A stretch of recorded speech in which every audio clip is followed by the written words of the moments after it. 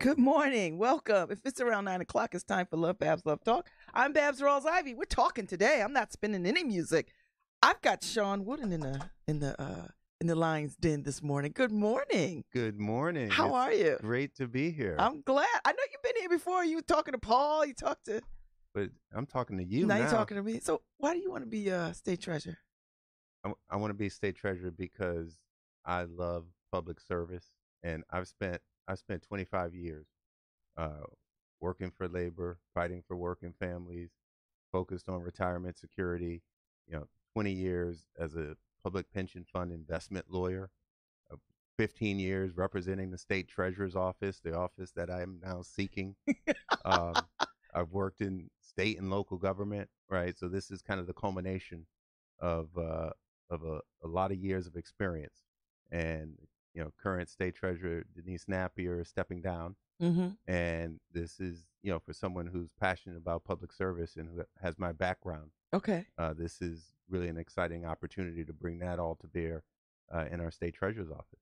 Now you're running for a seat that has in Connecticut. It's been a long running black seat.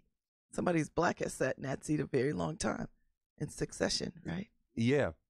Which is interesting. On the Democratic side, there's a very interesting legacy in that regard that started with Gerald Lamb of Waterbury, and then Hank Parker of New Haven. I know Mr. Parker. Yes, Frank Borges. Yep. And Denise Napier, Joe Suggs.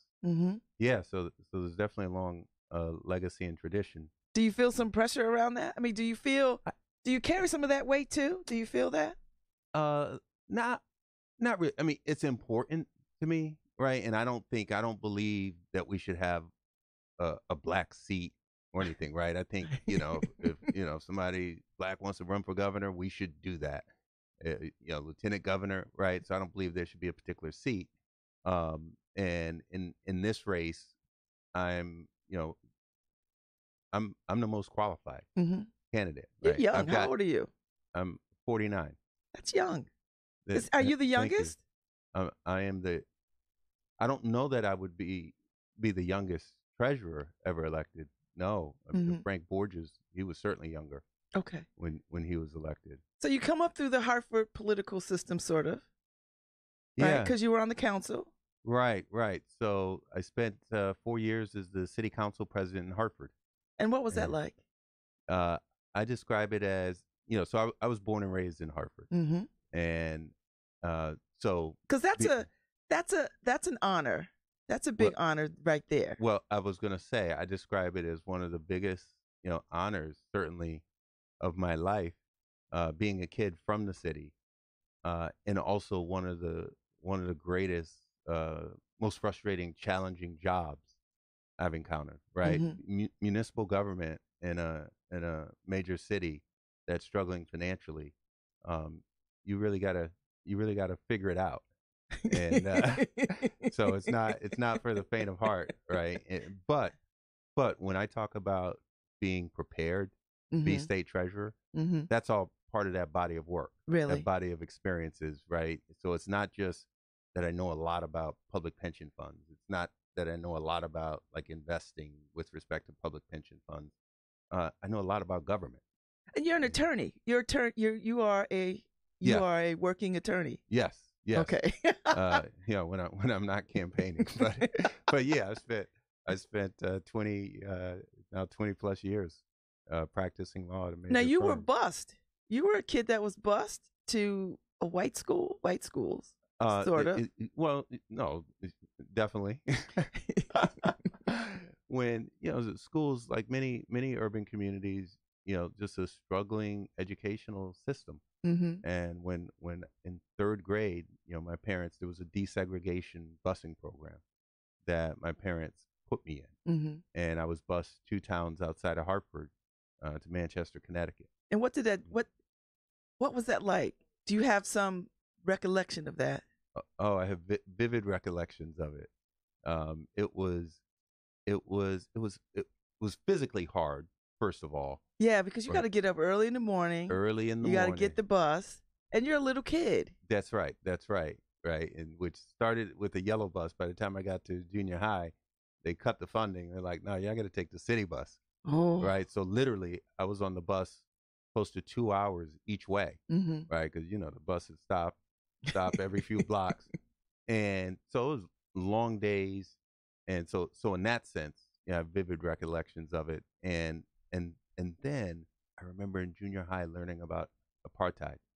Really? And thinking about how the people would go and leave their homes to go to work, right, in the townships and so forth, and thinking, right, and drawing parallels between leaving my community and kind of going to another community, right, and then all the struggles that come with being a minority in a predominantly white environment, Mm-hmm. right. Now the good news is, I encountered, struggled, thought about these things, grappled with these issues that we all have to face in society pretty early on. Mm-hmm. In my trajectory as a student. And when I went to I earned a scholarship to Trinity College In And Hartford. So, in Hartford. So when I went That's to pretty college, good. it was great for me. It allowed me to go to school, go to college. And the no, my I'm the youngest of 6 kids. Whoa. And God bless your parents. raised family without much financially, the Mhm. north end of Hartford. But my parents, they were terrific and really focused and pushed me on education. So you go to Trinity College. Where'd you go to law school? I went to NYU Law. Oh, okay. All right. So that's a Yeah. whole different kind of trip. Yeah. And that was great. And then in between law school, and I took 3 years off between college and law school. Really? And in that time, I went to work on political campaigns. I went into City Hall to work for the mayor of Hartford. I worked for Project Vote, where I was the Connecticut state director, and where we organized low income and minority voters throughout the state. I had offices in New Haven, So Hartford. you really could be governor. The first things first. I'm trying to be treasurer. I'm just saying. I see this trajectory. I see it. And no, like right now, right. So I am so laser focused on getting out here and winning the primary on August 14th, and to be treasurer. And I'm excited about it. Mm-hmm. Right. I've spent, as I told you earlier, 20 years like being a pension fund investment lawyer, right, and working for this treasurer, and working for the AFL-CIO's Office of Investment in Washington, D.C., where we focus on socially responsible investing and figuring out, or insisting and leveraging worker assets and pension fund assets so that Wall Street wouldn't invest it in ways that would hurt working families. So this is all of this, right? Mm-hmm. So to bring it full circle back to an opportunity to serve as state treasurer and to bring that body of experience and that track record of progressive values. Now, Denise over the years has garnered a great deal of trust and respect, and those are some big shoes. I mean, I don't know if you're into high heels, but those are some big shoes. Okay, so Denise definitely has big shoes, right? So I'm not into high heels, so I can't do that. But I do have big feet, so I can more than comfortably fill those shoes. So it sounds like you have a good grasp of financial law. Yes. Is that accurate? Yes. And a financial background, somewhat. Yep. Yes. And so, you think that, what else do you think you need to be, to do this job? I think And you have experience, but what else do you bring? Are you approachable? Are you accessible? Are you? I bring a fighting spirit for working people. Okay. And a commitment to local communities. Wow. You know, obviously, you know, I come out of one, but also, you know, being a former municipal official, right?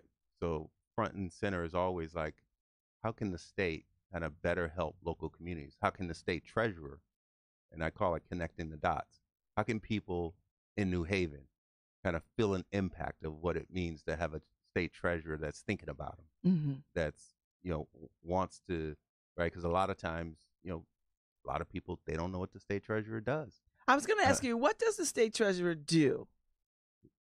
So it's a big. So I'm going to answer both of your questions with this, because you asked about the skills, right? So with respect to like the range of skills, it's the job is investment, it's legal, it's policy, it's management, it's, you know, a host of those skill sets that I think a good state treasurer needs to have.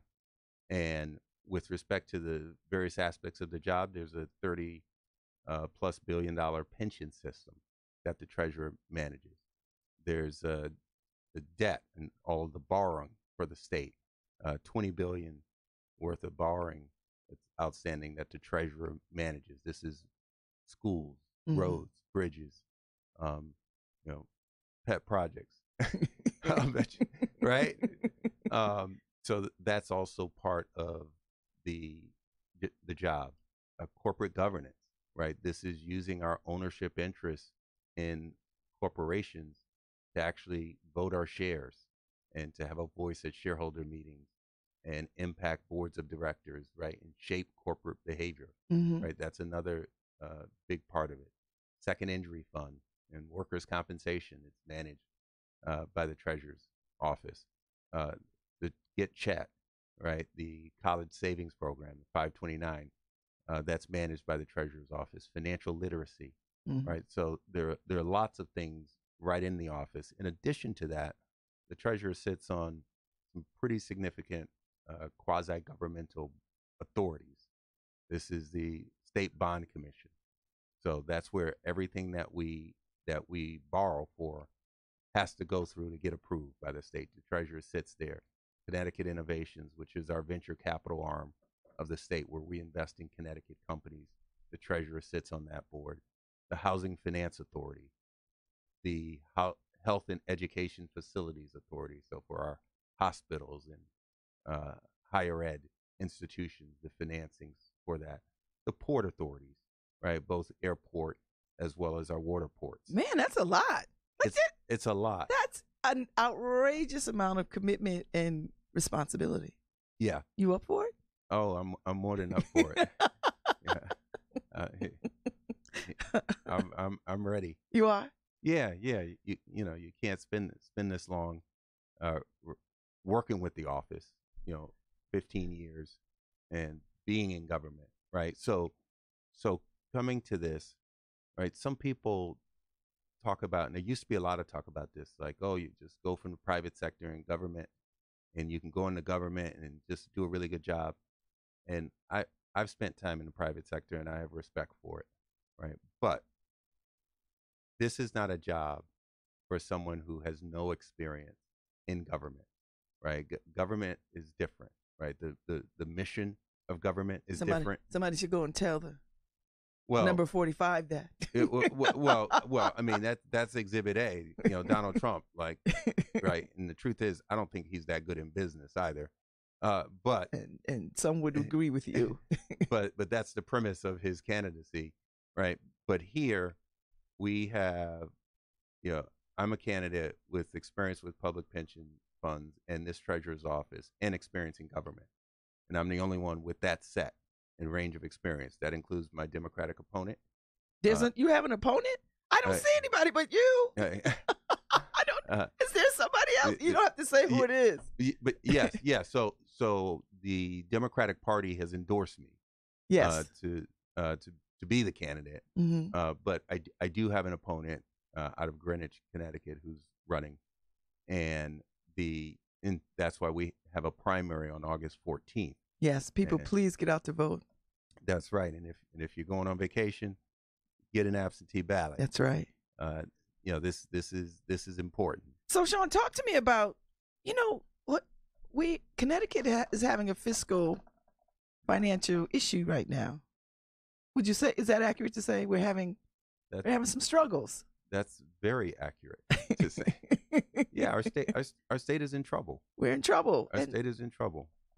And you want to walk into this trouble and do your part to sort of help. Yeah. And yeah. Did I tell you I was president of Hartford City Council? Yes, you did. So you know something about trouble. But talk to me about the health of our state. And maybe give us a little comparison to other states that might be doing better or worse than us. Well, I think as a general matter, Connecticut's lagging far behind in many metrics, right? When we look at other states, and in New England typically lags behind a bit from when we have a recession, we're always slower to come out than some other regions. And right now, yeah, Connecticut is struggling. It's struggling with the significant unfunded pension liabilities for our state, right? And that's one that makes our pension system unsustainable, right, for workers and retirees.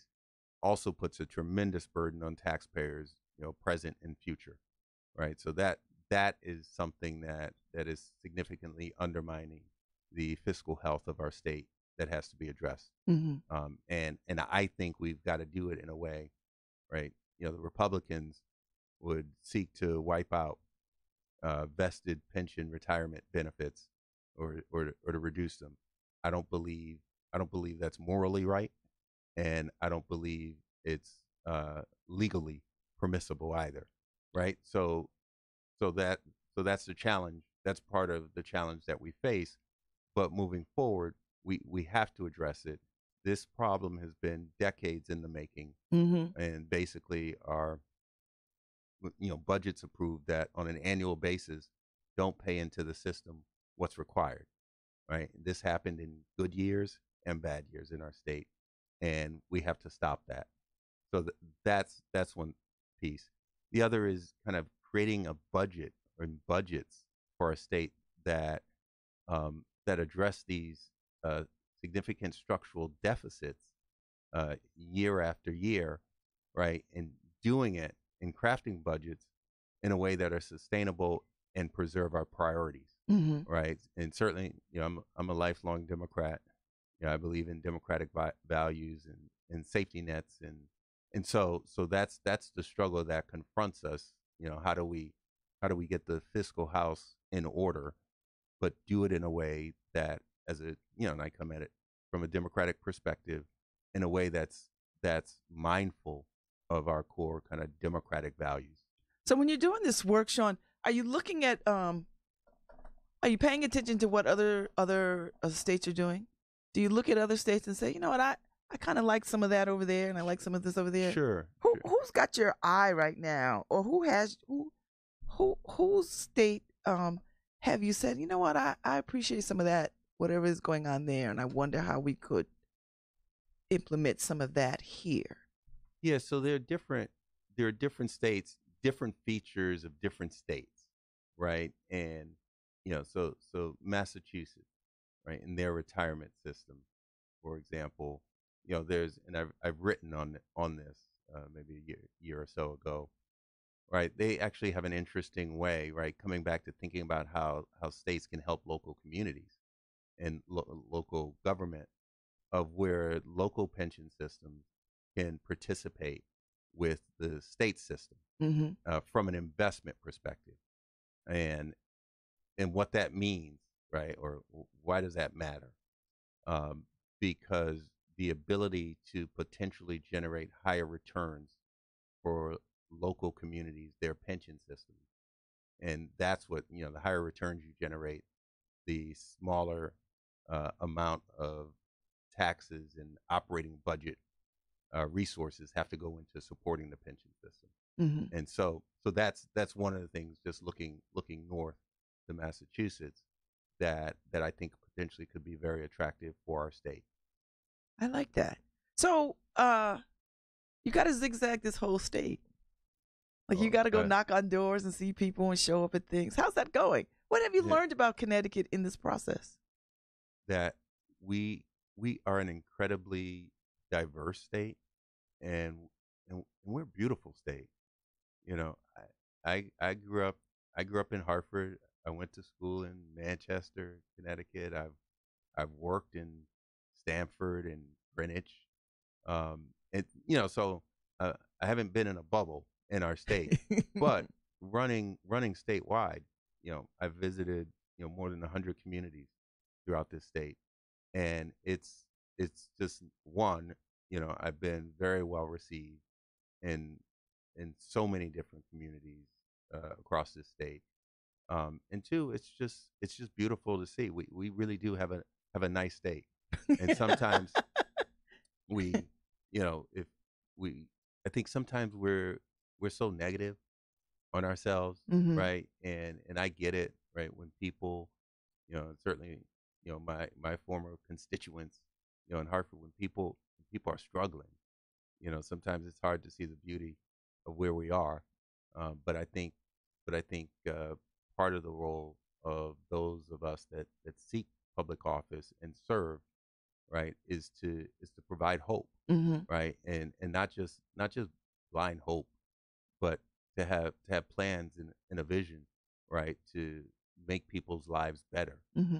right, and kind of get some of the stress, right, because it's stressful, right, not having a state budget, or it being 6 months overdue. Yeah. It's stressful for local communities not knowing how they're going to fund their school systems because the state budget's not done. And you hear the real stress in people when you talk to them. Oh yeah. You know. Yeah. But it's time for us to get our financial house in order, and it's time for us to be really clear about certain priorities, Mm-hmm. right? And I think, as treasurer, right, so part of this and a lot of this, you can't do this work alone, right? Some of the things I've just talked about, probably most of the things, it involves a governor, it involves a legislature, it involves working with other people to make things happen, right? And that, going back to our earlier discussion, that's part of what I bring, and I'll bring as treasurer, is that ability to work with other people. So you've met the gubernatorial candidates. Have you met them all on both sides? There's like 1 million of them. Oh, I definitely no. There are two. I've met all of the Democratic side. Okay. And some of the Republicans. Mm-hmm. But there are a lot of new, like, Republicans out of the woodwork, right? Who I've just never heard of before this race. But I'm confident in my ability. Obviously, I'm pushing for us to have a Democratic governor. Mm-hmm. And I think we can make that happen. But I'm confident in my ability to work with anyone that's in office. Mm-hmm. And when I was elected city council president in Hartford, it was by one vote. Whoa. By one vote. And 2 years later, when I was reelected into the role, the vote was unanimous. Okay. Across party lines. And the first person that... So you won some folks over. Yeah. And I say, it was unanimous, not because we agreed on everything all the time. We didn't. Not because we ideologically were all at the same place, but it was a validation of a style of leadership, a style of giving everybody a voice, Mm-hmm. even if you didn't always win your votes. So what is your managing style, Shawn? Like, what can we expect to see? Like, if I'm working for you, what should I know? You should know that if you have responsibility for carrying out a function, I'm going to let you have that responsibility, and I'm also going to hold you accountable. So, but you're not going to micromanage me, right? Kinda, maybe. No. So long as It's only when you're not doing your job, right? Mm-hmm. Then it changes. But I think you have to put good people in place. Mm-hmm. I think I'll be a great treasurer, but part of being a great treasurer is not because I'm so great Mm-hmm. personally. I think I'm all right. uh, but it's about getting great people around you, Yeah. and the and that's my vision: getting great people, letting them do their job, Mm-hmm. and holding them accountable. I tell everyone, I expect voters to hold me accountable all the time, right? And that accountability will run through the organization, Mm-hmm. because we've got too many lives are depending on us to get it right, and so that will be my fundamental management style in terms of internally, Mm-hmm. right? And externally, it's engaging with key stakeholders, right? That will include people in government. Mm-hmm. That will include advocacy groups, who care about certain issues, but doing a lot of listening. I'm a father of two boys. I was just going to ask you. I know I read somewhere you had kids. Yeah. So 15, actually just turned 16 this past Monday. I've got one of those too.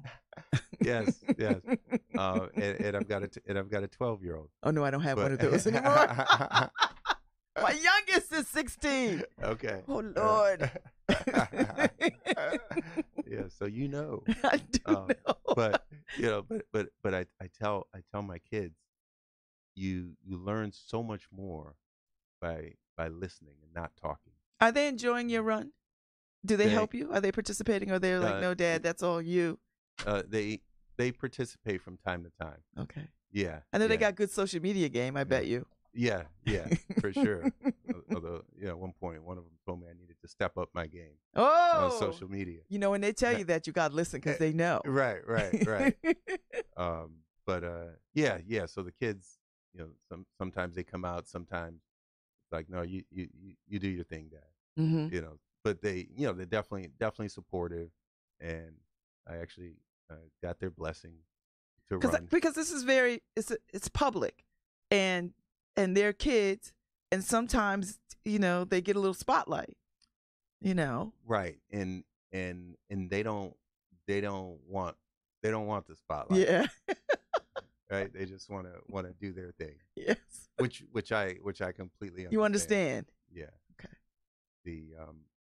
So surprisingly, when I left the city council and I didn't run for reelection, I thought it would be universal applause, from the family, but my kids were disappointed. Really?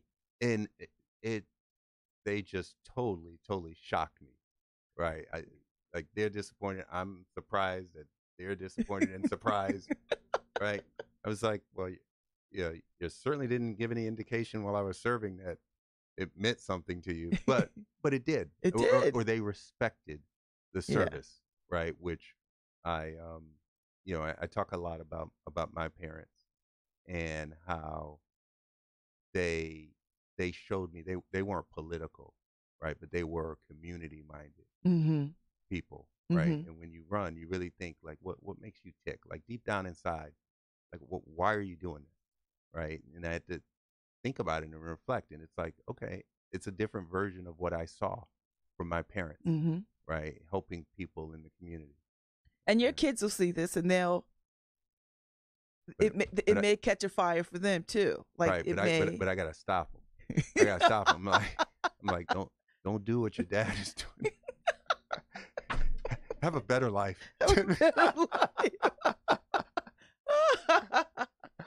Do you raising children in this particular day and age is a little challenging. I find I'm 4. Sure. And I find it quite challenging, but I also find it quite exciting because I think no time in history are they afforded as much opportunity as they have.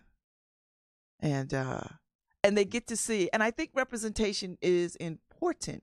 So you get to do this, and your kids get to see you, and in them seeing you do this, it gives them opportunity to think, you know what, I could go and do my thing or whatever that thing is. Yeah. Do you know? Yeah. Like, Yeah, I feel like absolutely. that. Yeah. No, and the exposure that kids get these days it's just so much more than when I was growing up, right? And technology, right? It's a different world. Oh, listen, thank God it was a different world, and there was no social media when I was coming through. Right. Do you think yourself as a good dad? Certainly, Yeah, certainly. Yeah, and my kids tell me I am. they do. They do. Actually, one of them gave me a greatest dad gift, like a plaque for my desk. Oh, see, Um, that's good. If your kids yeah. like you, it's good if your kids like you. No. My kids they're important. What do you want for them? Like it's interesting. I think every parent wants every parent from my community where I grew up want their kids to have a better life, Mm-hmm. right? More opportunities, more choices, more right. And I've and that's what I want for my kids, right? At one point, they said, "Do you want me to be a lawyer?" And I said, "No, I want you to have the choice to be whatever you want to be." Mm-hmm. Right. And so as a father, I just want to expose them Mm-hmm. to different opportunities, right? So that they can make those choices, being fully informed. And I think, a lot of kids don't get a wider lens to view the world and the opportunities, Mm-hmm. right? Or they see it too late, right? And I think, one of the reasons why I'm very passionate, in public office about early childhood education is that I think it really starts early. If we really want to prepare our kids, right? Absolutely. And we really want great readers, right? Because that opens up a whole world when kids love to read, right? Mm-hmm. So I had a Yes. council president summer reading challenge, right? Where I gave out uh, probably 7,000 books, so books to every second and third grader in the city of Hartford, and challenged them to read that summer and to write about it. Mm-hmm. And the winner, right, had a competition, and the winner, they won some things like a Kindle e-reader, and they could be city council president for a day.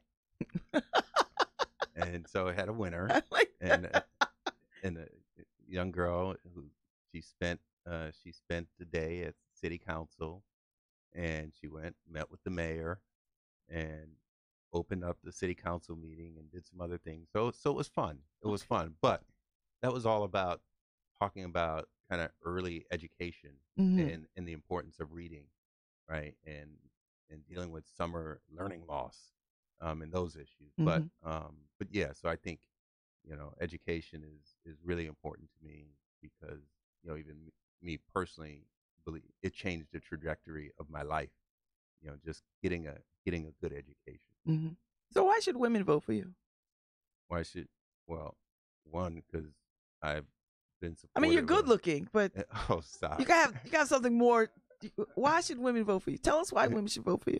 So firstly, they should vote for me for the same reason that I think the state should vote for me, because I have the experience, the unique set of experience to do this job really well. Progressive values, right? And not because I say I do, but because you look at the last 25 years of my life and you look at my work. Mm-hmm. I started on the picket line, mostly with women working for 1199, or members of 1199, striking at nursing homes. I got into politics, I always say, with an activist spirit first. And we talked about me going to school in a predominantly white environment. And my first activism was organizing and supporting girls of color who couldn't make the cheerleading squad. Whoa. And who should have, right? But those were the time. But that's how I got my start as an activist. Mm-hmm. But in terms of the bread and butter issues that women care about, in terms of jobs, economic security, retirement security, right? These cut across demographics, but certainly very important to women. That's something that those are issues that I care deeply about. Mm-hmm. In terms of other issues, whether it's women's reproductive rights, and that's something. I'm on the board of Planned Parenthood, New England. Okay. So all right. So I mean, that's something that's very important to me as a man, and we all need each other, mm-hmm. right? And women, right? Women are great advocates for women, but men like me can be great champions too. Yes. Right? And I have a history of being a champion. I'm liking you, Shawn Wooden. Based on what I said, or based on my looks? You just made this comment. Both. No.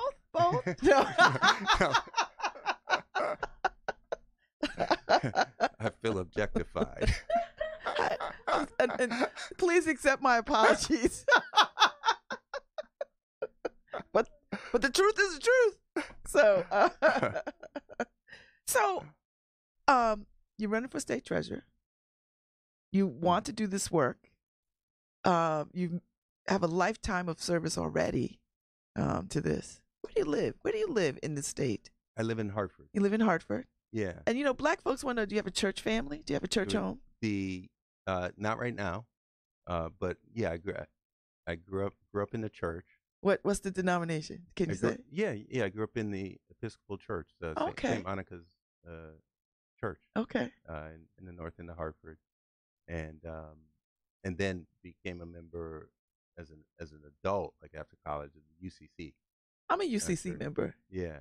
They say about UCC, most liberal church, second to the Quakers. Right. You said we having service, we having a rally in here. Sometimes it's both. Right. They say faith without works is dead. Because I know you have to make your way into churches doing this work when you're on the campaign trail. Yeah. I know you spend an exorbitant amount of time in churches and pulpits and meeting congregations and all of that. And I think that's hard to do if you don't have some understanding of the faith community, I think. So that probably is the case since I'm from, I grew up in the faith community, right? I've never actually thought about that question, but I imagine it might be, right? For me, it feels like where I'm supposed to be on Sunday morning. Okay. And, right. So it works for the campaign, right? But really it works for me. Okay. In terms of my spirit, right? And kind of sustaining me even through this process. Yeah. So I don't go in and out of services, dash in to speak, and I stay through the entire service because I want the whole experience. I know. That's good, because we've seen that. We've seen it, but that's pretty good. Have you traveled abroad? Yes. Where have you been? I've been to Italy. I've been to Mexico. I've been to South Africa. I've been to Eritrea in East Africa.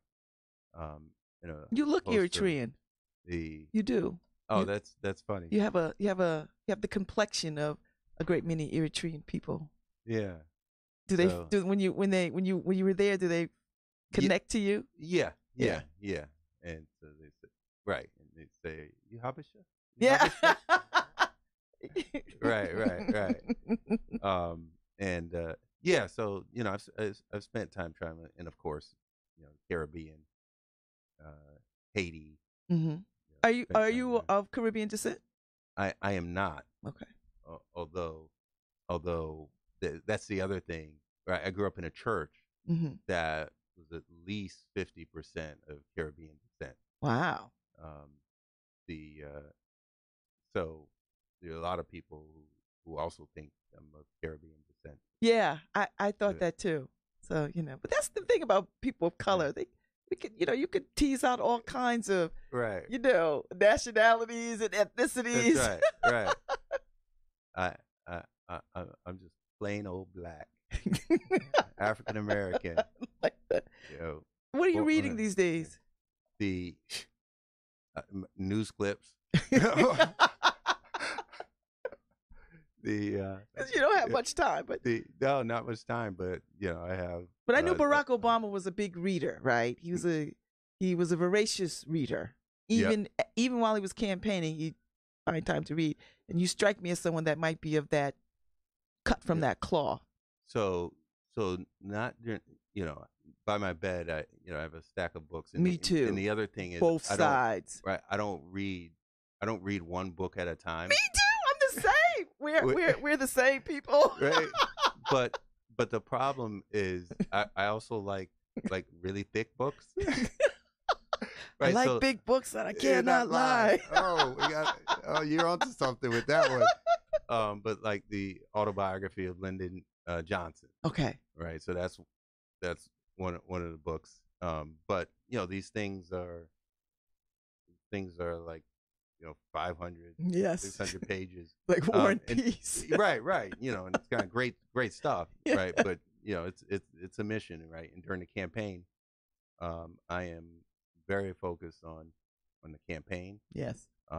I still practice law. Mm-hmm. Oh, that's right. You have a job. Right. And I'm still a father. Yes. Right. With basketball games to go to. Oh God. And doctor's appointments. And right. And so and it's summer, so you got a little bit of downtime. I think a little bit with them. Yeah.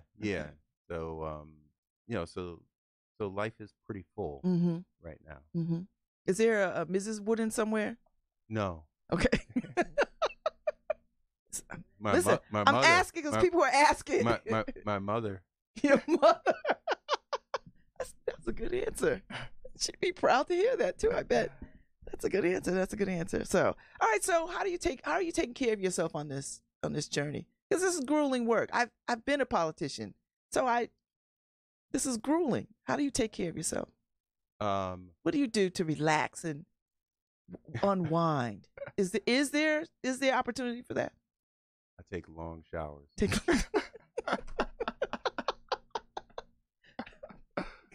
I know you got a hard driving campaign manager. I know that. That's my place of peace and solitude. Uh-huh. But no, I mean, if I'm being honest here, I need to do better with actually eating regularly, sleeping a little bit more than I do. Mm-hmm. But we can get to that. I tell folks we can get to that after the campaign. After the campaign. Okay. Yeah. All right. It's been a pleasure talking to you. I got to know you a little bit better, and that was what I wanted to do. When I have conversations with people, I mean, you have a campaign spiel that you got to get out, but I think there's something to knowing the man behind the message a little bit. No, absolutely. And you've been quite agreeable to my barrage of personal and impersonal questions. Yeah, that's. I'm pretty transparent. So what do you want to what leave the listening audience with some whatever you want to say, some lasting piece that may tip the scales in your favor? I am the most experienced candidate, right? That's running for this office out of my Democratic opponent, out of the Republicans that are running. I am the only candidate that has a 25-year track record of being a progressive, right? People talk about it, but I've gone all around this state and say, you want to know my values, what I care about? I'm the only one that says, look at the last 25 years of my life and who I fought for, and that'll tell you who I am and what I care about, right? And in terms of my vision for being state treasurer is actually informed by those first two things, right? Knowing a lot about the role, and caring a lot about working people, and that is how I will serve, with that front and center. I mean, this job is certainly about a lot of numbers and finance, but it's about people and how you can make people's lives better. And I want people to know that I get it. and that I'm on their side. Talk on 103.5 FM, WNHH. I'll be back tomorrow. Thank you, Shawn Wooden. Good luck. Thank And you. y'all make sure y'all get out there and vote primary August 15th. 14th. August 14th. The Don't polls will be open.